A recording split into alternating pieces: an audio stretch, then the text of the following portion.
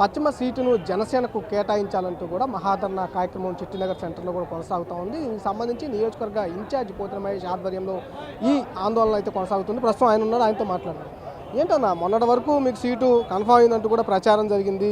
ఈరోజు ఆ సీటు కేటాయించాలని కూడా మీరు ధర్నా చేస్తున్న పరిస్థితి ఎందుకు వచ్చింది అసలు? నిజంగా నిన్న మా నాయకులు చాలామంది చెప్పారు, ఎన్నాళ్ళు ప్రజల కోసం పోరాటం చేశాం, పార్టీ కోసం పోరాటం చేశాం, పవన్ కళ్యాణ్ గారు పోరాటం చేశాం, కానీ ఈరోజు మన కోసం పోరాటం చేసుకోవాలని రావడం చాలా బాధగా ఉంది మహేష్ గారు అని నేను చాలామంది నాయకులు నాతో చెప్పారు.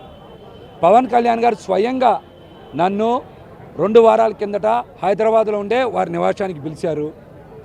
మహేష్ మొదటి జాబితాలో నీ పేరు రావాలి, కానీ ఎందుకనో చిన్న చిన్న ఇబ్బందుల వల్ల ప్రకటించలేదు. అంటే ఆ రోజు కూడా మీరు చూశారు, కాగితం మీద రాశారు బుక్లో, 2వ జాబితాలో ఖచ్చితంగా నీ పేరు వస్తుంది, నువ్వు వెళ్ళి ఎన్నికల ప్రచారం చేసుకోమని చెప్పారు. అందుకనే ఆ రోజు కూడా పవన్ కళ్యాణ్ గారితో మాట్లాడేటప్పుడు పక్కనే లింగంనేని రమేష్ గారు కూడా ఉన్నారు నాతో పాటు, వారే తీసుకెళ్లారు ఇంటికి కూడా. మరి మేము కూడా పవన్ కళ్యాణ్ గారే స్వయంగా 2వ జాబితాలో నీ పేరు ఉంటుంది, వెళ్ళి ఎన్నికల ప్రచారం చేసుకోమని పవన్ కళ్యాణ్ గారు చెప్పంగానే ఉత్సాహంతో విజయవాడ నగరానికి వచ్చాం. వచ్చిన మరుసటి రోజే మనం చలో తాడేపల్లి గూడెనికి పెద్ద ఎత్తున ఇక్కడి నుంచి వెళ్ళాం.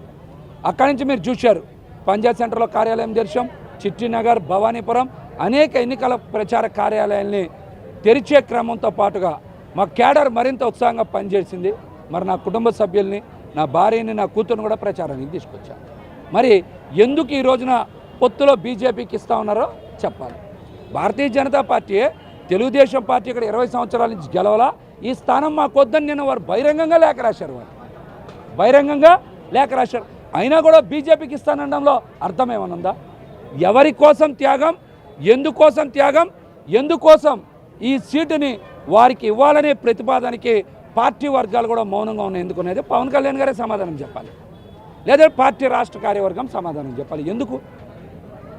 మేము ఇక్కడ పశ్చిమ నియోజకవర్గంలో బలంగా మేము మా నాయకులు ఉండబట్టే కదా వైసీపీ మరి మంత్రిగా పనిచేసినటువంటి వ్యక్తిని కూడా వేరే నియోజకవర్గానికి పంపించారు. సెంట్రల్ ఆంధ్రాలో కూడా తీసుకోండి, పశ్చిమ నియోజకవర్గమే బలమైనటువంటి స్థానం. విజయవాడ నగరంలో అన్ని పోరాటాలు చేశాం, పవన్ కళ్యాణ్ గారు స్ఫూర్తి తీసుకున్నాం. జనసేన పార్టీ జెండా పట్టుకుంటే మా గుండెల నిండా ధైర్యం వచ్చింది, వైసీపీ లాంటి పార్టీని ఎదిరించాం. మరి ఈ రోజున ఇటువంటి బలమైన స్థానాన్ని బీజేపీ వద్దనుకుంటున్నా బీజేపీకి ఎందుకు అంటగట్టాలని చూస్తున్నారో సమాధానం చెప్పాలి. అంటే ఎవరు అంటగట్టాలని చూస్తున్నారని మీరు అనుకుంటా ఉన్నారు? ఎందుకంటే 2014లో మీరు మిత్రపక్షంగా ఉన్నప్పుడు బీజేపీ కూడా ఉంది, బీజేపీకి సీటు కేటాయించిన పరిస్థితి. ఇప్పుడు అదే కోవలో వాళ్ళు అప్పుడు పోటీ చేసిన స్థానాలు కూడా వాళ్ళు అడుగుతున్న పరిస్థితి. వాళ్ళు ఎవరు వద్దంటున్నారు, ఎవరు వాళ్ళకి అంటగట్టాలని చూస్తూ ఉన్నారు? నిన్న కూడా చూడండి, బీజేపీలో సుమారు 8 మంది నాయకులు లేఖలు రాశారు. అందులో విజయవాడ వెస్ట్ ఉందా లేదా? వాళ్ళు వద్దనుకునే కదా రాశారు.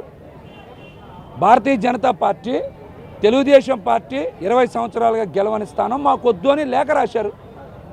లేఖ రాసిన తర్వాత కూడా భారతీయ జనతా పార్టీకి ఇవ్వాలనుకోవడం అనేది న్యాయమా, ధర్మమా? బలమైన జనసేన పార్టీ, పార్టీలో పుట్టాం, పార్టీలో పెరిగాం, పవన్ కళ్యాణ్ గారి కోసం పనిచేసాం, కేసులు పెట్టించుకున్నాం, ఉద్యోగాలు వదులుకున్నాం, వ్యాపారాలు వదులుకున్నాం. నాతో పాటు కేడర్ మొత్తం కూడా పనిచేశారు కదా. నా మీద 16 కేసులు ఉంటే వాళ్ళ మీద 10 కేసులు ఉన్నాయి. ఆడపిల్లల్ని కూడా పోలీస్ స్టేషన్లు తీసుకెళ్ళాం కదా. ఎవరి కోసం? జనసేన పార్టీ కోసం, పవన్ కళ్యాణ్ గారి కోసం. పవన్ కళ్యాణ్ గారిని ఎవరైనా ఒక్క మాట అంటే ఊరుకున్నామా? ఏ స్థాయి వ్యక్తిని కూడా మేము పరిగణలోకి తీసుకోవాలా. పవన్ కళ్యాణ్ గారిని ముద్రగడ పద్మనాభం గారు లాంటి వాళ్ళు కూడా లేఖలు రాస్తే నేను లేఖలు రాశా. నేను అడ్డుకున్న ఆ రోజు కూడా బలంగా నిలబడ్డా.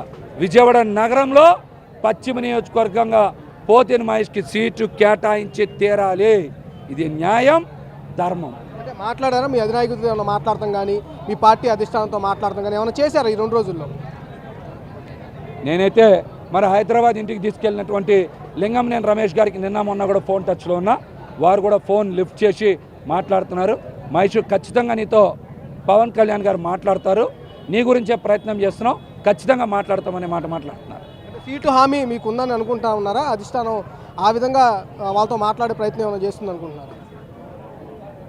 ఖచ్చితంగా సానుకూల నిర్ణయం వచ్చి తీరాలి, వస్తుందనే ఆశాభావం నాకుంది. రానప్పుడు కూడా మా నిర్ణయం ప్రకటించాం. అంటే ఏం చేయబోతా ఉన్నారు? ఇండిపెండెంట్గా ఏమైనా పోటీ చేస్తారా? నేను ఇందాక నుంచి ఒక్కడే మాట చెప్పాను, పశ్చిమ నియోజకవర్గంలో మా కేడర్ మొత్తం కూడా పోటీ చేయాలనే నిర్ణయం తీసుకున్నారు. విజయవాడ నగరంలో ఉండేటువంటి నాయకత్వం కూడా ఖచ్చితంగా మహేష్ గారు మనం పోటీ చేయాలి, లేకపోతే పార్టీ భవిష్యత్తుతో పాటు మా అందరి మనుగడ కూడా దెబ్బతింటుంది రాజకీయాల్లో, కాబట్టి ఖచ్చితంగా మీరు పోటీ చేయాలని పార్టీ కేడర్ మొత్తం కూడా సూచన చేసింది. వారి సూచనని అభిప్రాయాన్ని గౌరవిస్తా పశ్చిమ నియోజకవర్గంలో జనసేన పార్టీ జెండా పట్టుకొని పవన్ కళ్యాణ్ గారి బొమ్మ వేసుకొని పోటీ చేస్తాం. అంటే ఇండిపెండెంట్గా పోటీ చేస్తారా, పార్టీ ఆదేశాలను ధిక్కరిస్తారా? పవన్ కళ్యాణ్ గారు బొమ్మ వేసుకొని జనసేన పార్టీ జెండా మీదే పోటీ చేస్తాం. ఎప్పుడు లోపల క్లారిటీ వచ్చే అవకాశం ఉందని మీరు అనుకుంటా ఉన్నారు? ఈ సీటు వారికి కేటాయించే అవకాశం ఎప్పుడు లోపల ఉందంట అనుకుంటారు? అధిష్టానం నుంచి ఎప్పుడు వరకు వెయిట్ చేస్తారు మీరు ఆ పిలుపు కోసం? పార్టీ కోసం సుదీర్ఘకాలం వెయిట్ చూసాం, నిలబడ్డాం. మాకు ఓర్పు సహనం ఎక్కువ పవన్ కళ్యాణ్ గారి లాగా, కాబట్టి ఖచ్చితంగా ఎదురు చూస్తాం. ప్రధానంగా సీటు కంపల్సరీగా పశ్చిమ నియోజకవర్గ సీటు కంపల్సరీగా జనసేనకు కేటాయించాలని కూడా ఆయన డిమాండ్ చేస్తూ ఉన్నారు. బీజేపీ వద్దన్న కొద్దీ వాళ్ళకు రుద్దాలని బీజేపీకి ప్రయత్నం చేస్తున్నట్టు పోతిన మహేష్ చెప్తున్న పరిస్థితి కనిపిస్తూ ఉంది. అవసరమైతే ఇండిపెండెంట్గా ఆయన పోటీ చేస్తాను, పవన్ కళ్యాణ్ బొమ్మ పెట్టుకొని విజయం సాధిస్తానంటూ కూడా పోతిన మహేష్ చెప్తున్న పరిస్థితి కనిపిస్తూ ఉంది. సురేష్తో మల్లికార్జున, బిగ్ టీవీ, విజయవాడ.